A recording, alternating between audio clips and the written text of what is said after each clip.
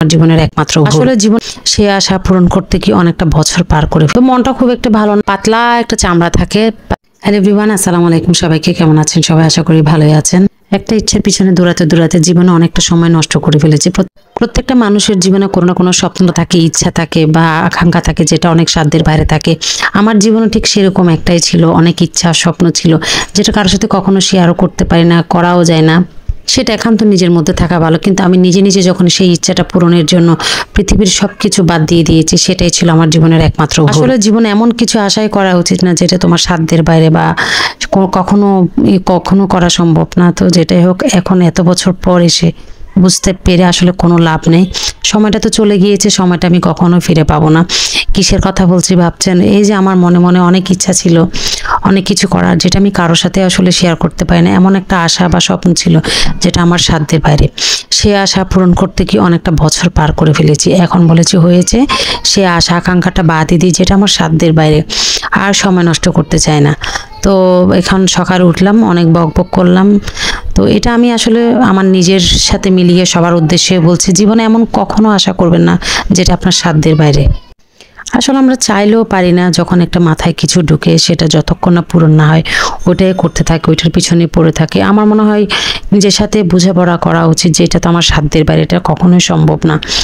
তো অনেকটা বছর সময় নষ্ট করে ফেলেছি, এখন আর চাই না নিজের এই সুন্দর সময়টাকে নষ্ট করতে। যা হয়েছে হয়েছে, হয়তো বা ওইটা আমার কপালে ছিল না, এই আর কি। তো এদিকে সকালে উঠে রুটি ভাজছিলাম, আর প্রচণ্ড রোদ উঠছে, আর মাংসটা গরম করছি। গতকাল যে মাংস ছিল সেটা দিয়েই রুটি দিয়ে খাবো। আর তো আমার হাজবেন্ড গেছে বাজারে, তো ওকে বললাম যে কয়টা নাড়ুটি নিয়ে আসো, প্রতিদিন রুটি খাওয়া হচ্ছে, আর পারছি না একদম। তো এটা ছিল শুক্রবারের ব্লগ। শুক্রবার অনেক ঝামেলা থাকে, কিন্তু আমার মেয়েটা হঠাৎ করে অসুস্থ হয়ে যায়, যার কারণে হচ্ছে কি বলবো। আর ওদের জন্য নতুন হুজুর রেখেছি, সেটা আসে সকাল 6টার দিকে, যার কারণে অনেক তাড়াতাড়ি উঠেছি। 5:30টার দিকে উঠেছিলাম। তো উঠে বাচ্চাদের ডেকে দিলাম, ওদেরকে রেডি করিয়েও হুজুর পড়াচ্ছিল। আমি এই এক ফাঁকে হচ্ছে আমার বিছনা গুছিয়ে নিচ্ছি। ভিতর রুমটা আগে থেকে গুছিয়ে রেখেছি, যেহেতু হুজুর আসবে করতে পারবো না। সামনের রুমটাও মোটামুটি করে রেখেছি। তো এই আর কি। আর বিছনা এটা গুছানো হয় না, আমার বিছনাটা একটু গুছিয়ে নিচ্ছি। সকাল উঠে প্রতিদিনকার মতোই কাজ। তো মনটা খুব একটা ভালো না, আমার মেয়েটা একটু অসুস্থ, ওর হচ্ছে তো আর নাই বলে অসুস্থতার কথা। তো যার কারণে ওকে নিয়ে একটু টেনশনে আছি, ওকে নিয়ে দৌড়াদৌড়ির মধ্যে আছি।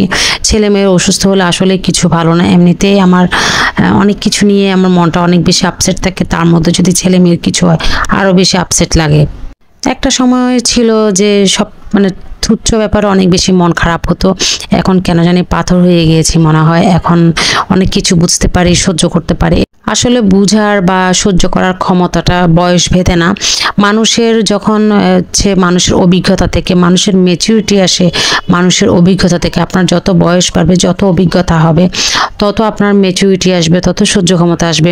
অনেক 30 বা 35 বছরের মানুষকে দেখবেন যে সে অনেক কিছুই বুঝে না, সে ভালো মানুষও চিনে না, খারাপ মানুষও চিনে না।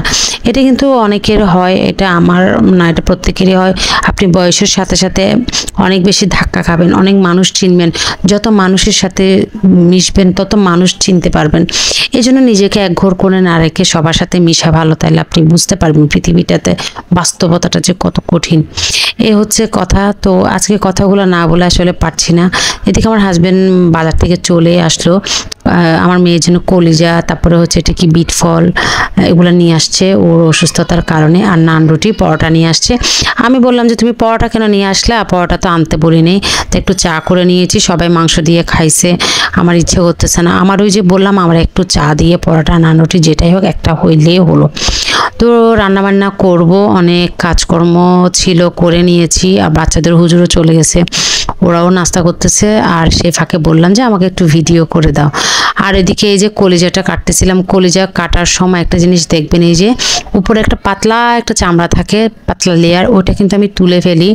তো বলে রাখি, কলিজা রান্না এক একজনের এক এক রকম। যখন কলিজা ভুনা করি তখন অন্যরকম। আমার মেয়ের জন্য ডাক্তারে বললো কলিজাটা যাতে সিদ্ধ করে না ফেলে সরাসরি রান্না করি। তো যেটাই হোক, এখন আমি উপরে চামড়াটা ফেলে তারপরে আপনি কাটাকুটি করছি, সিদ্ধ করব না, আমি সরাসরি রান্না করব। কলিজা খেলে অনেক বেশি রক্ত হয়। তো যেটাই হোক আমার মেয়ের জন্য বেসিক্যালি আনা, আমি নিজেও কলিজা অত খেতে পারি না, ওর তো একদম অপছন্দের খাবার আমার মেয়ের, তো অপছন্দের খাবারটাই অনেক সময় খেতে হয়। তো ওইদিকে চুলায় বসিয়ে দিচ্ছিলাম, এখানে শুধু কলিজা আর কয়টা তিলি ছিল, পেঁয়াজ রসুন, এরপরে আমি হলুদ গুঁড়ো দিয়ে দিচ্ছি, এর মধ্যে একটু লাল মরিচ দিয়ে দিব, এরপর মশলা মানে ধনের গুঁড়া জিরার গুঁড়া এসবই দিয়ে দিব, তেজপাতা লং এলাচি মানে গরম মশলা শুকনা গরম মশলা যেগুলো ওগুলা, আর একটু দিয়ে দিলাম তেল। আমি হাতে মেখে বসিয়ে দিচ্ছি, রসুনের পরিমাণটা বেশি দিয়েছি যেহেতু আমি সিদ্ধ করব না, যার কারণে একটু গন্ধ না লাগার জন্য এভাবেই করব। আর যেহেতু একটু ঝোল করে রান্না করতে বসে এই জন্য এইভাবে রান্না করা। এর মধ্যে আমাদের জমিদার আমি আবার আমার জন্য চিতই পিঠে পাঠালো, অনেক সুন্দর, তো ওইটা কিছু চা দিয়ে খেয়েছি, সেটার ভিডিও করা হয়নি আসলে। আর এর মধ্যে আলু ভর্তা বানাচ্ছিলাম দুপুরের জন্য, আমি কলিজা রান্না করছি আলু ভর্তা। আজকে একটু নয়েজ হবে, যেমন যেহেতু রেকর্ডটা আমি সকাল দিনে সকাল থেকে একটু লেটই হয়ে গেছে, যার কারণে অনেক বেশি নয়েজ হচ্ছে, তো ক্ষমা দৃষ্টিতে দেখবেন। আর আলু ভর্তা করছি, প্রথমে ভেবেছিলাম ডাল রান্না করব, ডালটা রান্না করা হয় নাই। আর এদিকে আমার মেয়েকে খাইয়ে দিয়েছি কলিজা দিয়ে, ও খেতেই চাইছিল না, আমি নিয়ে অল্প একটু খাইয়ে দিই। আর এই যেখানে একটু মাংস ছিল ওগুলো গরম করলাম, আলু ভর্তা। আমি আবার পেঁপে দিয়ে আলু রান্না করেছি চিংড়ি মাছ দিয়ে, তো ওটার ভিডিও করা হয় না। আর দুপুরের খাওয়া দাওয়া দিয়ে আজকের ভিডিওটা এখানে শেষ করছি। সবাই ভালো থাকবেন, সুস্থ থাকবেন, আল্লাহ হাফেজ।